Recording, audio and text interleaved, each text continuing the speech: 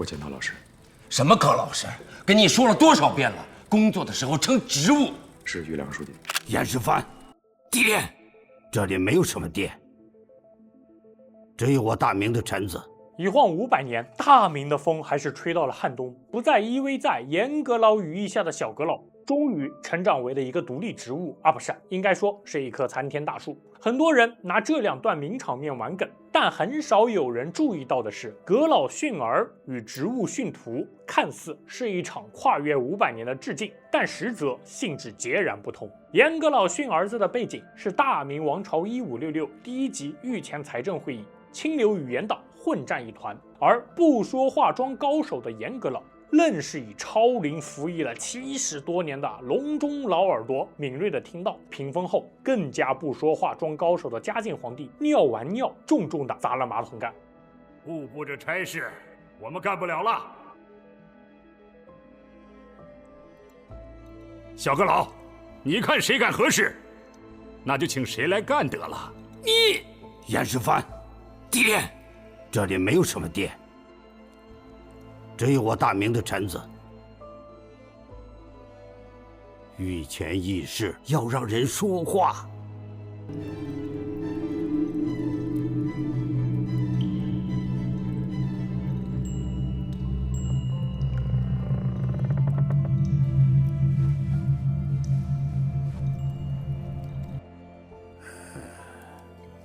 苏庆，你们有什么困难，都说出来。用严党斗清流，这是嘉靖控制朝局的手段，但清流是不可不剿，也不可全剿的。当屏风后的嘉靖听到清流头号悍将高拱都要被小阁老逼到撤职罢官时，他嗅到了失控的信号，于是用马桶盖发出了警告。而信号 get 到的严阁老立刻将含义传递给了儿子，接着无缝衔接出一脸春风般的笑容，邀请高拱畅所欲言。所以阁老训儿是一场公开的政治表演，目的是向在场所有人，尤其是幕后的皇帝表示，御前没有父子，没有严党，只有陛下您的臣子与臣党。而职务训徒事故地点是高育良的书房，是私人场所。高育良是在听取心腹学生汇报一晚上熬夜加班成绩时，突然翻脸不认人。根本原因是他亲自下令拘捕的丁义珍成功出逃。但是从责任分析来看，拘捕丁义珍的任务最初是由最高检反贪局侦查处处长侯亮平向他的同学好友兼同行汉东省检察院反贪局局长陈海发出的办公室搬私交请求。监视丁义珍则是陈海直接以反贪局长身份向下属发出的公务命令。随后拘捕行动经由省委批准，正式传达给了汉东反贪局。从头到尾，这都是检察系统负责的事情，公安系统没有直接参与。省委会议结束后，汉东公安厅厅长祁同伟甚至还坐着职务的车去了植物园。眼看时间到了，完全没法光合作用了，高育良才让祁同伟打电话向陈海问问情况。行了，时间不早了，给陈二打个电话吧，好，问问抓捕丁义珍的情况。站在上帝视角，我们能知道，丁义珍成功出逃的最关键一步是祁同伟通风报信，次要关键一步是靠假护照骗过边界。但在高育良的视角中呢，祁同伟通风报信他是不知道的。至于假护照，祁同伟作为对机场边检系统有领导关系的公安厅长，确实有一定责任，但这属于系统性漏洞，不能直接说祁同伟对队伍管理有问题。事实上，此刻高育良能发给祁同伟的最大黑锅，应该是在省委决定拘捕丁义珍时，没有及时主动发布边防协查信息，要求相关机构严查长得像丁义珍的什么汤姆丁啊、袁绍啊、赵高啊啥的人物。但高育良有资格把这个黑锅发给祁同伟吗？没有。当时省委会议室里面这么多人，最不着急的就是高育良。你看，有气。所以职务训徒本质上是育良破防。此刻他还不知道，丁义珍事件将牵扯到大风厂，牵扯到山水庄园，牵扯到祁同伟，最后牵扯到他自己。让他破防的有2点：第一，丁义珍出逃后，公检2家无论谁的锅更大，高育良作为政法委书记都享有不小的配额。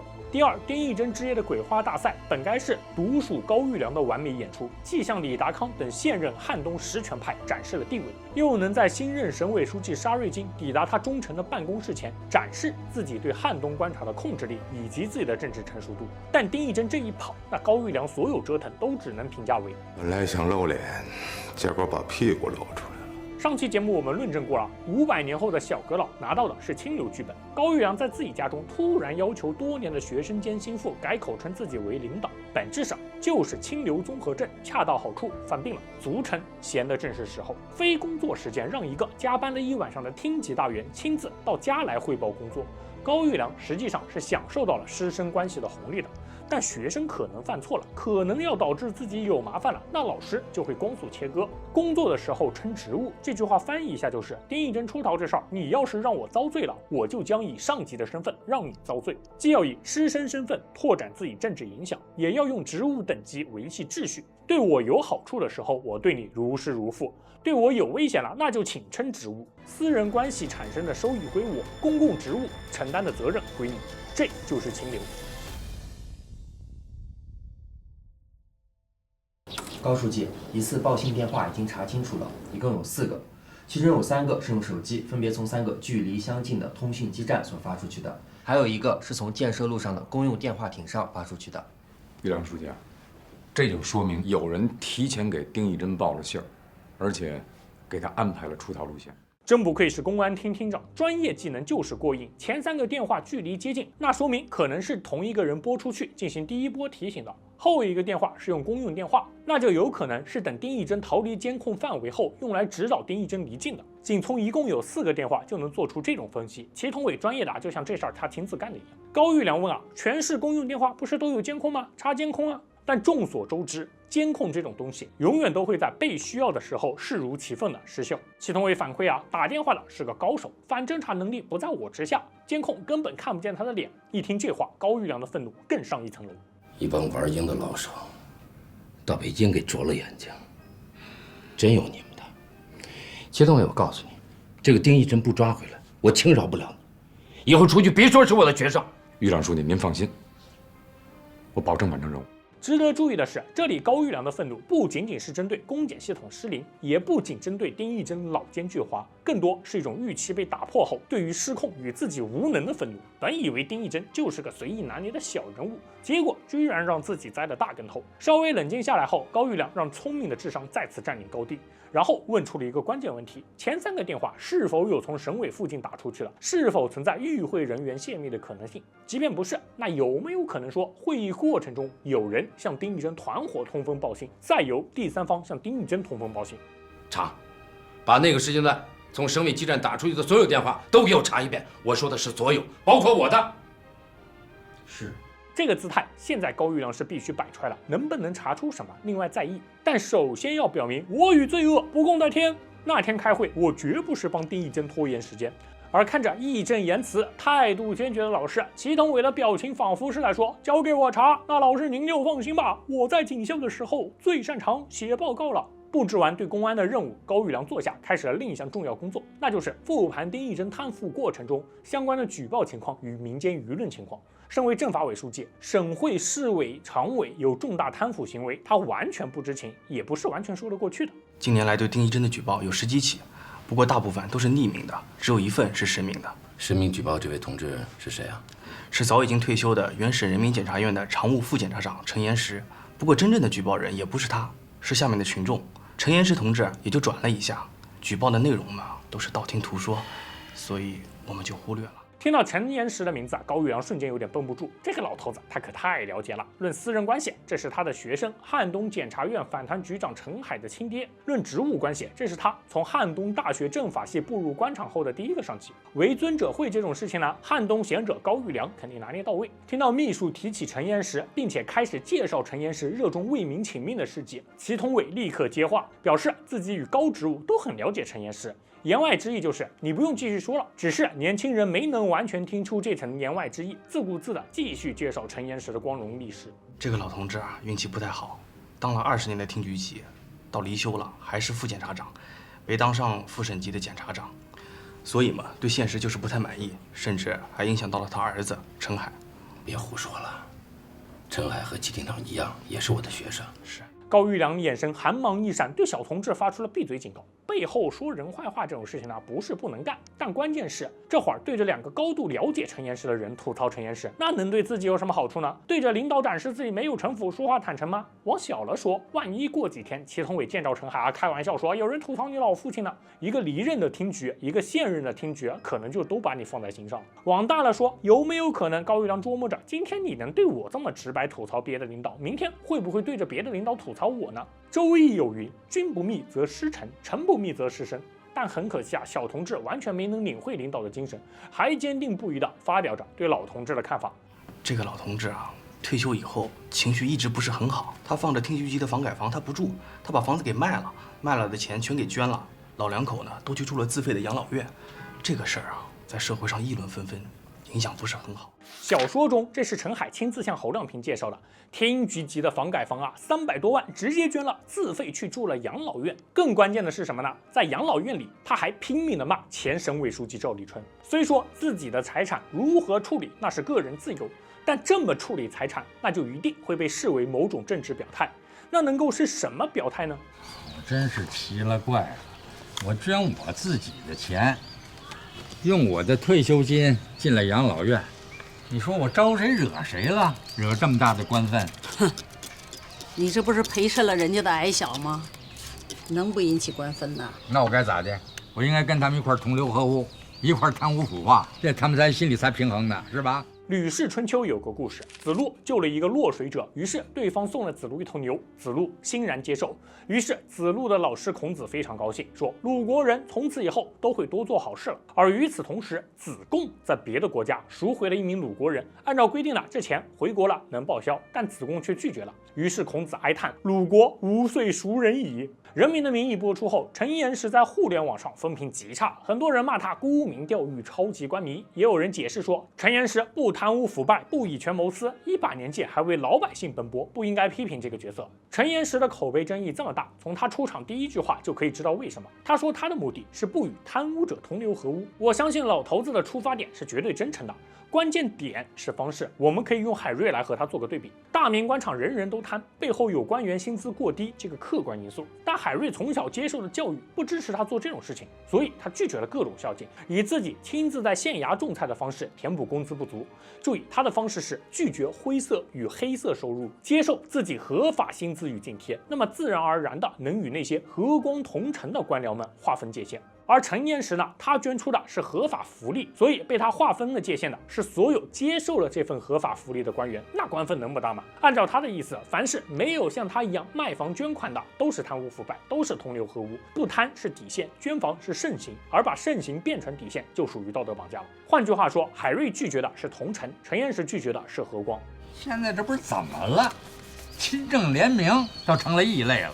要我说，老陈呐，你都退下来多少年了，还管那么多干啥？不怪在台上那些省市领导，人都烦你，见你就躲。要我说呀，你不替自己考虑考虑，你得替儿子陈海考虑考虑。他爱烦我不烦我，烦我咋的？烦我也不能把我从养老院赶出去。他喜欢我，他也不能免了我这1年的养老费。咋不能免呢？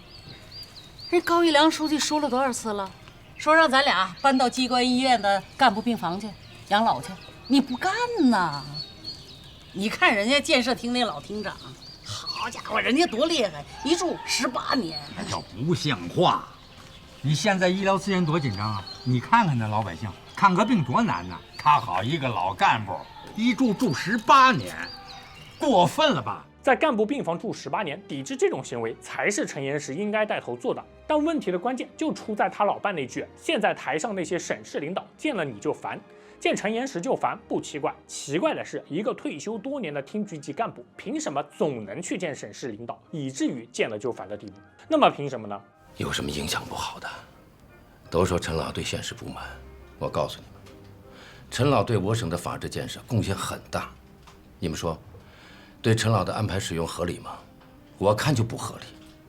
早该上副省级了，阴差阳错就是没上去，加上现在的社会风气不好，陈老有些看法，发点牢骚，很正常嘛。正常，不过他不仅仅是发牢骚，他还四处告状。他住的那个养老院都快成了汉东省的第2人民检察院了。他资格老嘛，什么状子都敢接，动不动就给我们打电话，让我们注意阶级斗争新动向，搞得我们哭笑不得。于是问题又来了，陈岩石在任时违法行为人尽皆知的赵立春巍然不动，陈岩石退休后违法行为人尽皆知的丁义珍，他同样束手无策。无论是小说还是电视剧中，陈岩石都没表现出太多除了道德以外的能力。凭什么他能成立汉东第2检察院呢？凭的就是卖房捐款，引爆舆论，一举成名。而这也就是为什么网上这么多人骂他官迷，因为不管老头子的出发点是什么，就结果而言呢，他的行为都属于是对老老实实依法享受福利的同志重拳出击，对贪污腐败违法乱纪的重治无能为力。但要注意啊，以上这些属于是我对陈岩石互联网风评不佳的原因的讨论，并不代表我个人对陈岩石的评价。这个角色没有这么简单，没什么不好的，多个第2检察院，就多一条联系群众的渠道嘛。就像这次的丁义珍事件，如果早重视了，就不会出现现在的被动局面。我告诉你们，以后啊，要多重视老同志的意见，多找他们聊聊，向他们了解情况。闲啊，高育良书记和八贤王到底谁闲呢？但高育良此刻不仅仅是对着下属讲闲话，实际上他是在整理自己的思路。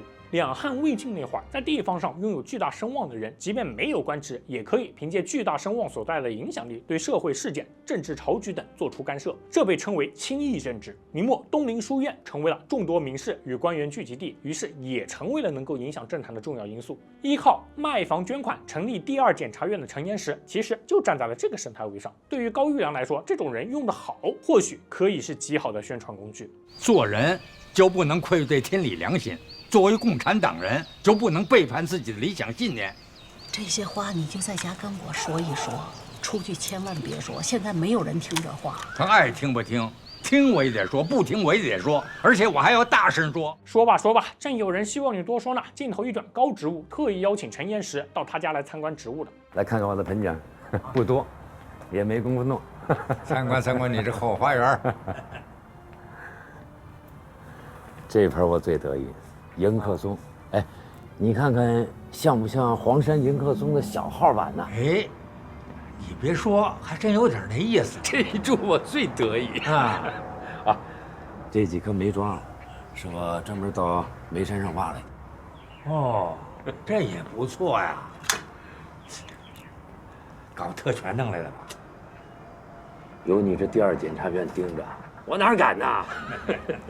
行，那这盆给我了。哪天我收拾好了，专门派人给你送家去。干嘛哪天呢？一会儿我就拿走。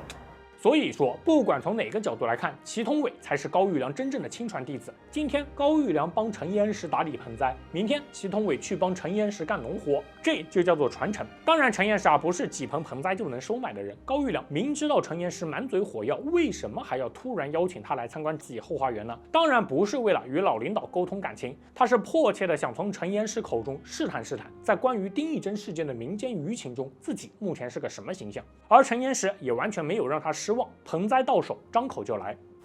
我问你个事儿啊，说，就是山水集团那个女老总高小琴，跟你是啥关系啊？山水集团是汉东一家大型投资开发公司，名下有度假村、高端餐饮、房产项目等等。因为资本雄厚、发展迅猛，所以普遍猜测上头有人。而偏偏山水集团的老总还是一个漂亮姑娘，那上头有人这种猜测就得变成一语双关了。身份地位到了高育良、陈岩石这种层次，拿这种捕风捉影的风言风语出来说哨是非常不上台面的行为。但陈岩石仍然说出了口，那就说明高育良就是高小琴上头那位，这种猜测已经成为了汉东热搜。陈岩石的这种质问是没法自证的。如果高育良拍着胸脯赌咒发誓陈岩石就能信他，那陈岩石也就没有必要问出口。所以高育良的第一步是先抛出一个比谣言更离谱的说法，缓和气氛。陈老，我说是我亲闺女，你信吗？哎，有人说是你亲侄女儿啊，姓高就是亲侄女儿，要不姓高就是亲外甥女儿。一句玩笑话，高育良顺势将自己的身份从犯罪嫌疑人转变为了谣言受害者，然后他就可以顺理成章的往下追问：老领导啊，你的汉东第2检察院是不是又收到了什么举报呀？来，你听到过什么说法？心中有什么疑问？咱们当面锣对面鼓，全部掰扯清楚。高育良和高小琴有一腿这种事情呢，陈彦实一方面心里也是不怎么相信的，另一方面这也不是最重要的。今天他来找高育良，真正重要的是有关山水集团的一桩企业纠纷。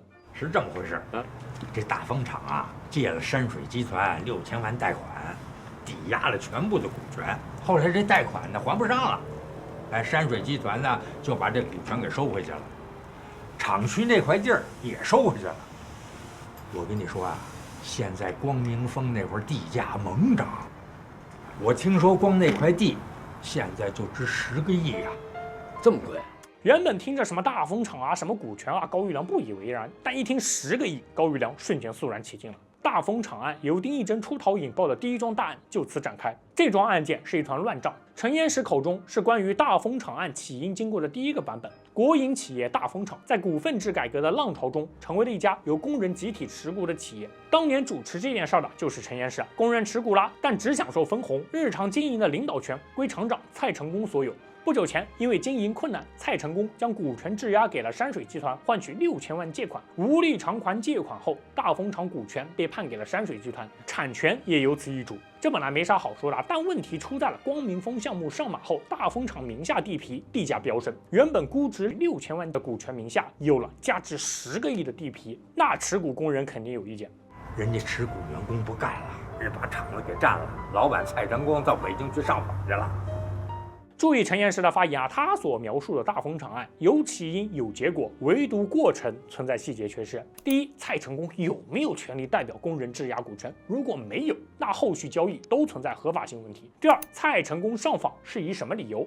无力偿还借款背后是否存在特殊原因？第三，大风厂地价飙升前，蔡成功、高小琴是否提前知情？是否存在蔡成功勾结外人恶意低估资产价值并转移所有权，或者高小琴恶意设陷阱骗取股权与土地的可能性？以上3点就是大风厂案最关键的3个因素。而关于这3点的说法，接下来我们会从不同人的口中听到不同的版本，每一个人都在说着对他们有利的版本，同时每个人又都在选择性的相信对他们有利的版本。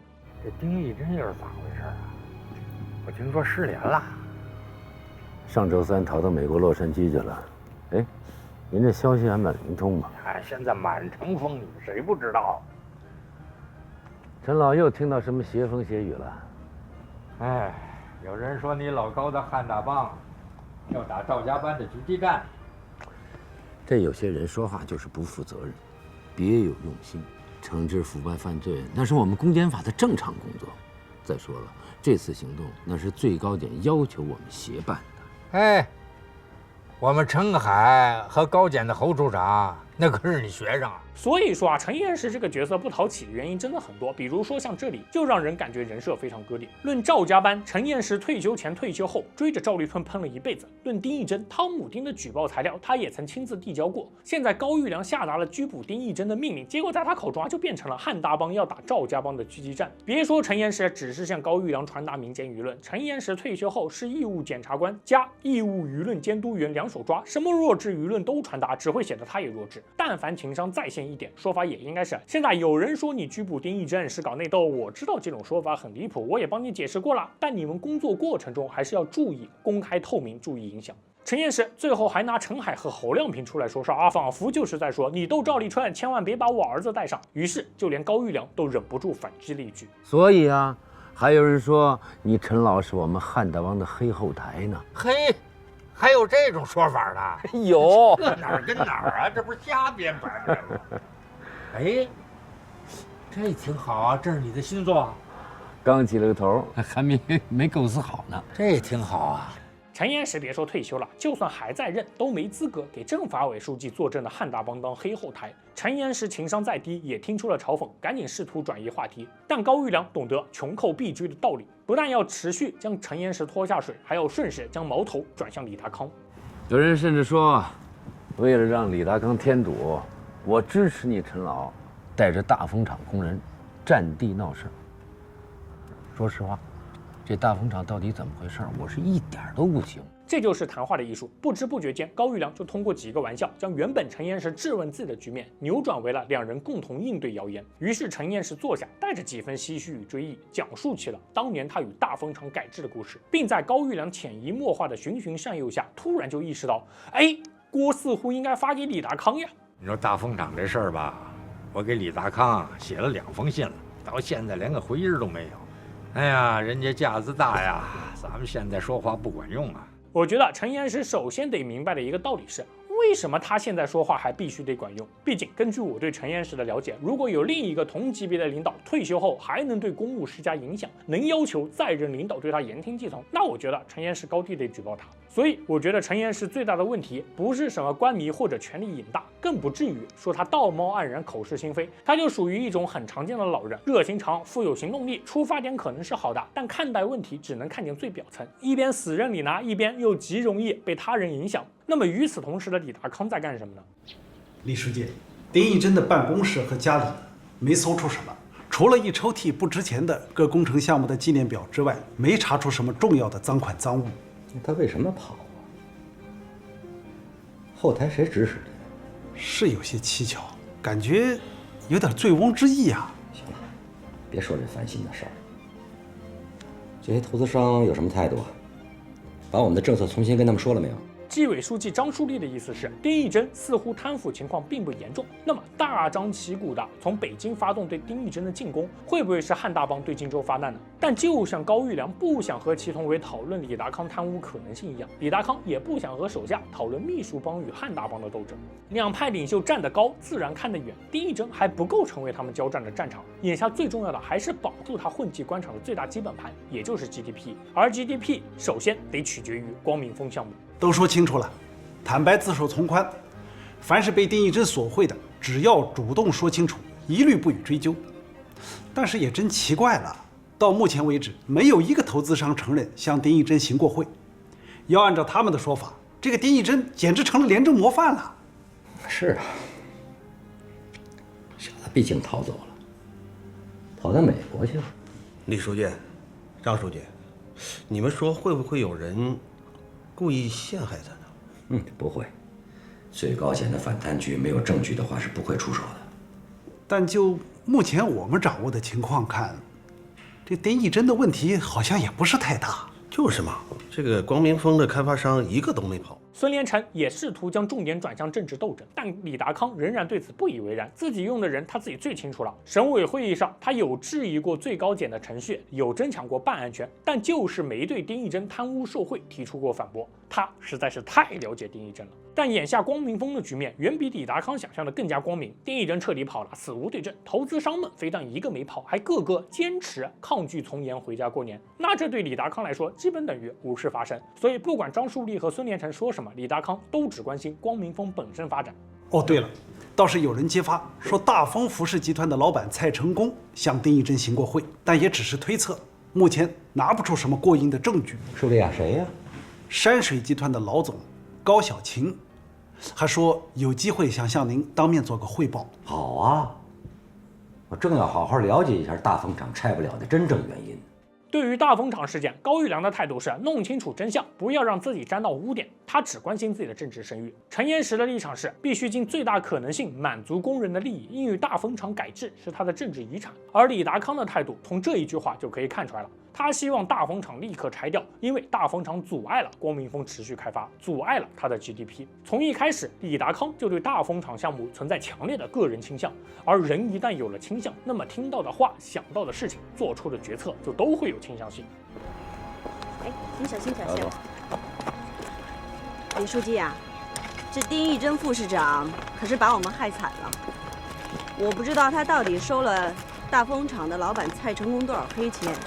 您看，让大风厂一直生产到现在，这是不是有点匪夷所思了呀？蔡成功人呢？在工厂吗？不在工厂啊，我听说丁义珍副市长一出事儿，他就逃跑了。我们这2天一直在找他，想跟他商量拆迁的事情，结果电话不接，信息也不回，这人找不着啊。有关大风厂事件的第二个说法火热出炉了，一心支持本地企业发展的山水集团好心借款6000万，以供大风厂渡过难关。谁知阴险狡诈的邪恶商人蔡成功勾结贪污受贿的腐败官员丁义珍，既不还钱，也不让山水集团拿走地皮。要注意的是，在高小琴的版本中，我刚刚提到的3点关键因素，他同样没有做出说明，只是相比陈岩石、李达康的头脑更加清醒。书记，其实蔡成功的把戏呢，我们早就看得清清楚楚了。他呢，煽动工人长期占场的目的，无非就是想利用工人来要挟政府。这个丁义珍副市长，他收了人家的钱，他也没办法，不是？就只能逼着我们一退再退。你跟我说说你们怎么一退再退？书记，您是了解的，不是吗？我们山水集团在拿到大风厂股权的第一时间，就和政府签订了拆迁协议。这协议上写得很清楚，半年的时间，大风厂必须被拆迁掉。可丁义珍副市长不同意，说在蔡成功的手上还有订单，必须让他把订单完成了再说。这也没有什么不对啊。拆迁不能影响生产，这是我说的。小说这里对李达康的心理活动做出了更详细的描写。大风厂老厂房已经成为了光明峰项目最刺眼的钉子户。不管大风厂事件背后有多少复杂纠纷，仅从个人倾向上来说，李达康已经决定为了自己的宏图大业来帮助高小琴。所以今天他到这里与高小琴这次面谈，与其说是想全面了解真相、解决纠纷，更不如说是高小琴能否自圆其说，给他足够的理由来拉偏架。毕竟他作为一把手，法律条文的解释权在他手上。但是问题是，大风厂的生产它没停过呀。这蔡成功一直在不断的接新的订单，本来跟我们说他要2个月，结果2个月不行，3个月，3个月还不行，5个月，到现在6个月，半年时间过去了。您看看大风厂，它有一点要拆迁的迹象吗？我也实在是没办法了，我不知道还能找谁。您说现在丁义珍副市长人不见了，这蔡成功我也找不着，真是有冤没地儿诉啊。高小琴的反应很快啊，本想脱口一句丁义珍跑了，但愣是反应过来，我的人设是纯洁无辜小商人，不知道市委常委畏罪潜逃的消息，改口说了丁义珍不见。而他说出的这个蔡成功拒绝停工、拒绝拆迁的故事，对李达康来说已经足够用了，所以他不需要再绕蔡成功或者陈岩石了解其他视角的说法，直接对大风厂事件做出了宣判。别聊了，过来听听。一个把产权早就过户了的私营服装厂，厂房半年都拆不了，什么问题啊？你们说什么问题？丁义珍收没收蔡成功的黑钱？收了多少？一定给我查，查清楚了，依法办理。好的，李书记，我们尽快找蔡成功调查，把蔡成功的背景也要查一下。他的后台到底是谁呀？想干什么呀？我不管是谁抓的点儿。不管他资历有多老，脾气有多大，都要依法办事。今天当着高总的面，我把话搁这儿。大风厂的厂房1个星期必须拆除，拆除不了，我跟市委拆你们的乌纱帽。听见没有？听见。谢谢书记。这是工作。很棒。铁面无私、断案如神李达康只花了10分钟时间就判断出了大风厂纠纷的真相，捍卫了无辜商人的利益，也做出了对他政绩发展最有利的决策。那么轻而易举就做出决断的李达康，能说他滥权或者渎职吗？很难，因为大风厂与山水集团借贷协议有效，山水集团有权拆迁大风厂，这2项都是经过法院判决生效了的。从标准程序上来说，李达康是根据法院判决做事儿。只要高小琴能对大风厂久久未能完成拆迁给出一个足够合理的理由，那在李达康的视角来看，他的决定就完全依法依规。从对丁义珍长期以李达康化身之名做事儿，睁一只眼闭一只眼，再到丁义珍出事后试图控制办案权，再到事发后授意下属对涉案范围调查、内紧外松、优先保障投资，最后再到严令推动大风厂拆迁，李达康每一个决策在表面上都是符合程序的，但细究之下就会发现，他做出的每一步决策的根本依据不是公平正义，而是政绩。这也就是为什么编剧周梅森说，按照他的设计规划，李达康也是迟早要腐败掉的。出发点错了，走得越快就越会走偏。就像大明王朝1566中，清流最初对付严党是为了天下苍生，但斗到最后啊，倒严本身逐渐成了唯一目标。为了获得清算严党的机会，他们甚至主张暂不向浙江调粮，任由局势恶化，把浙江当成大明身上可以暂时烂掉的一块肉，完全忘掉了他们对付严党本就是为了不让百姓成为那块烂肉。所以腐败不仅仅是为了金钱、权力、地位等等的侵蚀，更具隐蔽性。下期我们就能从蔡成功与大风厂工人的视角出发，看看这件事背后还有哪些隐藏故事，并且借助他们的视角来分析为什么说李达康虽然没有从大风厂拿走1分钱，却已经在这场拆迁中走到了腐败的门口。不要忘记点赞支持，咱们下期再见。